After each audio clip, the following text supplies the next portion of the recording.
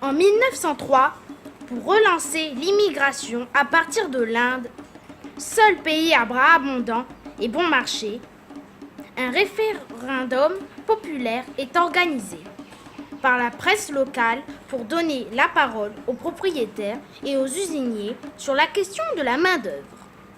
La plupart des témoignages sont recueillis, font état de la fermeture des usines à sucre à cause de la pénurie de la main-d'œuvre locale. 96 immigrants sont vendus à divers propriétaires à raison de 350 francs l'un. Les engagés recrutés étaient des Arabes natifs de Mocha, logés dans un camp de travailleurs. Les Arabes acceptent mal les transactions concernant leur contrat d'engagement qu'ils comparent au commerce des esclaves. La résistance des engagés surprend la presse locale. Ils protestent. Hier, on a voulu les vendre aux divers propriétaires qui en avaient fait la demande. Pas de ça qu'ils ont dit. Nous vendre jamais. Nous sommes des hommes. Nous entendons travailler, mais non être traités en bêtes. La protestation a duré la matinée, à 1h. Ils ont été conduits par 2 agents de police au syndicat et répartis entre les propriétaires. De retour dans leur cabanon, ils y vivent ainsi pêle-mêle, souvent en compagnie de cochons et de volailles. Un boucan leur sert de lit, des chiffons sales, une natte déchirée, des calebasses comme récipients, tout sur un sol en terre et humide. De là, souvent, une odeur dégoûtante de fumée et d'immondices. Tels sont en général les logements destinés aux noirs de pioche.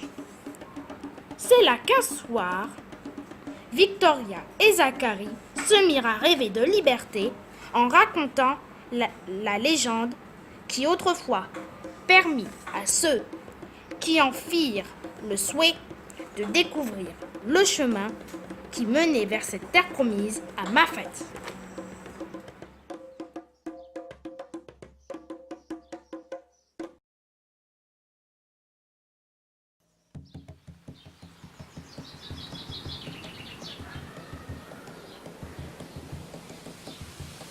La légende de Mafate.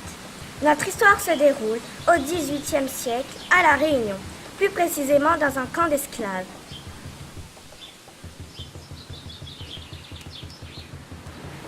J'en ai marre de travailler.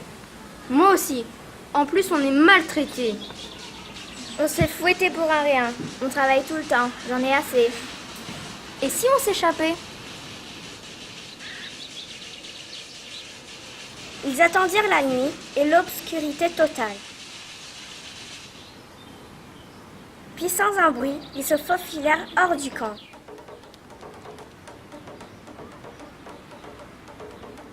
Ils marchèrent longtemps, très longtemps dans la montagne et trouvèrent une maison qui avait l'air abandonnée. Regarde, il y a une maison là-bas. Allons-y, on va s'y réfugier. Mais un jeune homme sortit de la maison. Qui êtes-vous ? Nous sommes Zacharie et Victoria. On s'est échappés d'un camp d'esclaves. Et toi ? Qui es-tu ? Je suis Mafate. Mes parents ont été enlevés par les Blancs. Je pense qu'on devrait partir, sinon on va se faire capturer. Continuons notre chemin.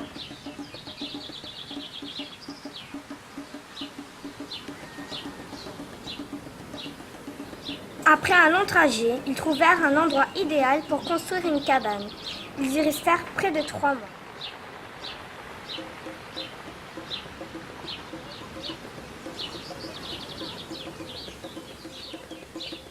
Cependant, Mafate n'avait pas l'esprit tranquille. Il pensait sans cesse à ses amis esclaves, toujours dans le camp, en train de travailler durement.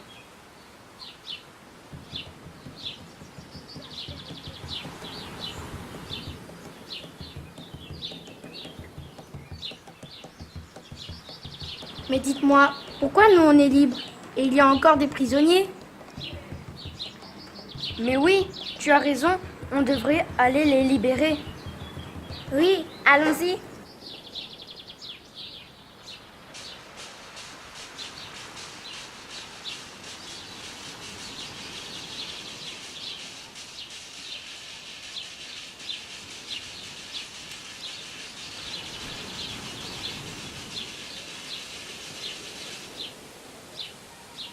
Ils redescendirent de la montagne. Mafat réussit à prévenir quelques esclaves qu'il avait avec ses 2 compagnons, construit un village dans les hauts. Il leur proposa de se révolter le lendemain matin, avant le réveil du maître. Le lendemain, les esclaves, aidés de Mafat, volèrent les armes des Blancs et attaquèrent le camp. À l'attaque!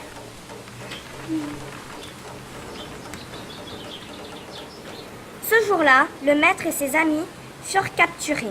Les esclaves libérés suivirent Mafat jusqu'au village dans les hauts. Ils s'y installèrent et ils vécurent heureux et tranquilles. Des années plus tard, Mafat mourut de vieillesse. Pour l'honorer, les anciens esclaves, devenus libres, décidèrent de nommer le village dans les hauts Mafat. Fin. Que sont devenus les Blancs?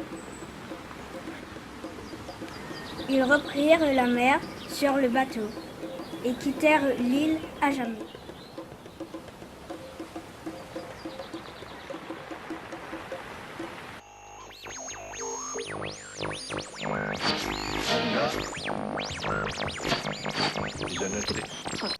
À la veille de l'abolition de l'esclavage, la prospérité économique de la première moitié du XIXe siècle n'est plus qu'un bon souvenir, ravagé par le paludisme d'une part, frappé aussi par une grave crise économique. La ville de Saint-Denis perdait la moitié de sa population et de ses engagés. Une infime partie d'entre eux vivait dans les maisons cossues du plateau résidentiel. La grande moitié tentait de survivre aux abords dans des bidonvilles où régnait la plus grande misère. Il y avait là des paillotes du camp Ozou, le camp Caliste, le camp Magloire. Tous constituaient le cadre de vie d'une majorité dionysienne. Ces regroupements d'hommes, de femmes et d'enfants semblent être délaissés, tandis que le centre-ville était réservé à une classe plus aisée. La périphérie, elle, était peuplée de miséreux. Ces cabanons restent le symbole du camp destiné aux esclaves puis aux engagés qui travaillaient dans les plantations de canne à sucre pour les grands propriétaires qui devaient assurer un toit pour leurs travailleurs. Des longères. C'étaient de grands bâtiments en pierre avec un toit à une pente recouverte de paille, de tuiles, de barres d'eau ou de tôle. Les bâtiments est divisé en pièces identiques.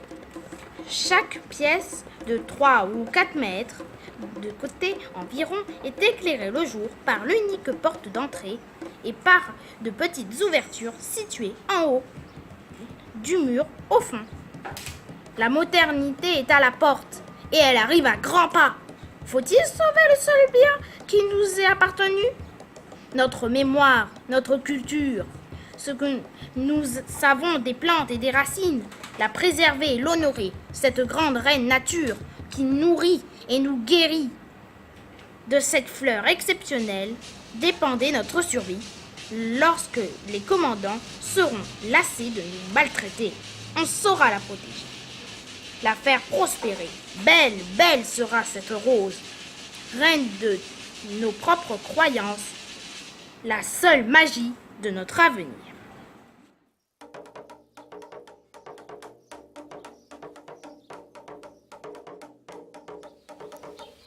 Il était une fois, dans un château lointain, une reine qui possédait une magnifique rose, la rose Bourbon.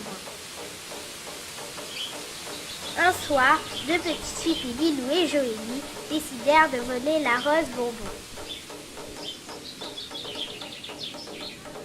Dépêche-toi, il faut la retrouver. Oui, 2 secondes, tu me fatigues. Les 2 petites voleuses cherchèrent pendant plusieurs minutes jusqu'au moment où Regarde, elle est là. Elle est magnifique. Waouh, prenons-la discrètement sans faire de bruit. Elles quittèrent le château de la Reine des Roses, emportant avec elles la rose bonbon et repartirent chez elles. Le lendemain, toutes folles, elles s'exclamaient dans leur jardin. J'arrive pas à y croire. On a réussi. On est trop fortes. Oh, ces oiseaux me fatiguent. J'aimerais tant qu'ils arrêtent de piailler. Moi, j'aimerais que les feuilles des arbres tombent. Pendant ce temps, au château, le jardinier découvre le vol. Marraine, la rose a disparu. Oh non, quel désastre, il faut la retrouver. J'ai peur qu'elle se retrouve entre de mauvaises mains. Cette rose a un pouvoir fantastique. Elle réalise les vœux que l'on souhaite. Envoie vite les cavaliers pour la retrouver. Depuis que les deux filles ont découvert le pouvoir de la rose, elles s'amusent à polluer la planète. Je voudrais que tous les animaux disparaissent. Je veux qu'il pleuve des déchets. J'aimerais que l'eau devienne noire de pollution. Le jardinier et la reine découvrent le désastre. Marraine, c'est horrible. La planète est en train de mourir. Il faut faire quelque chose. Mais que font mes cavaliers? Faut vite retrouver cette rose. Justement, les cavaliers ont suivi les traces de pollution et arrivent devant la maison des voleuses. Pendant leur absence, ils prennent la rose et la ramènent à leur reine. Super, merci beaucoup, mes cavaliers. Vous venez de sauver la planète. Maintenant, vite, au travail. Il faut remettre la nature en place et réparer leurs bêtises.